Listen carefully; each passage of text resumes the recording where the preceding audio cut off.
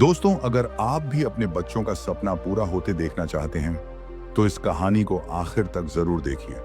अगर कहानी पसंद आए तो वीडियो को लाइक करें, शेयर करें, कमेंट में जय माता दी लिखना ना भूलें और चैनल को सब्सक्राइब जरूर करें। चलिए अब शुरू करते हैं आज की दिल को छू लेने वाली कहानी। कहानी शुरू होती है एक छोटे से गांव से। एक गांव था, धूल भरी गलियां, टूटी छत वाला घर और उसमें रहता था नरेश। नरेश एक किसान, उम्र 55 के करीब, सफेद दाढ़ी और कंधे झुके हुए।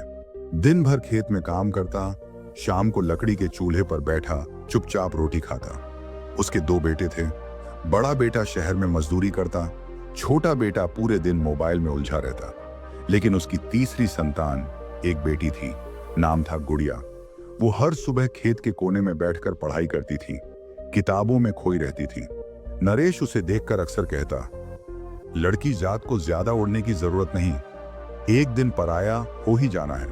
गुड़िया कुछ नहीं कहती, बस अपनी कॉपी पेन उठाकर फिर से पढ़ाई में लग जाती। एक दिन की बात है, गुड़िया ने स्कूल से एक फॉर्म लाया। फॉर्म था स्कॉलरशिप का और फीस थी 300 रुपए। माँ ने अपनी पुरानी साड़ी बेच दी, लेकिन जब नरेश को पता चला तो वो गुस्से से लाल हो गया। ये सब बेकार है, लड़की कुछ नहीं कर पाएगी, ये पढ़ाई लिखाई छोड़ और रसोई में लग जा। गुड़िया की आंखों में आंसू थे, पर उसने धीरे से कहा, बाबा बस एक मौका दे दो, एक बार भरोसा कर लो।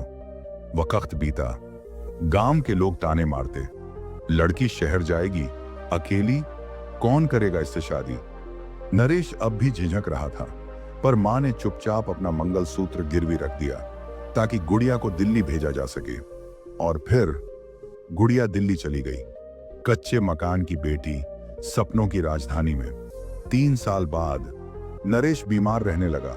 घर की हालत और भी बिगड़ गई। दोनों बेटे अब भी अपने में मस्त थे। और फिर एक दिन गांव में एक चमचमाती सफेद कार आई। कार से उतरी एक लड़की, नीली साड़ी, कंधों पर बैग और चेहरा आत्मविश्वास से चमकता हुआ। वो दौड़ी और सीधे नरेश के पास पहुंची। उसने हाथ पकड़कर कहा, बाबा मैं अब IAS अफसर बन गई हूं। पूरा गांव सन्न रह गया। नरेश की आंखों में आंसू थे। वो बस इतना कह पाया, मुझे माफ कर दे गुड़िया, मैंने तुझे कभी पूरा नहीं समझा। गुड़िया ने उसके हाथ थामे और मुस्कुराते हुए कहा, आपकी आधी उम्मीद ही मेरी पूरी ताकत बन गई बाबा। कहानी की सीख, कभी अपने बच्चों के सपनों को उनके जेंडर से मत तोलो, क्योंकि उम्मीद अगर आधी भी हो और इरादा पूरा तो वो इतिहास लिख देती है। अगर आपको ये कहानी पसंद आई हो तो वीडियो को लाइक करें, अपने दोस्तों और परिवार के साथ शेयर करें। नीचे कमेंट में बताएं कि आपको सबसे ज्यादा कौन सा मोमेंट भावुक लगा और ऐसे ही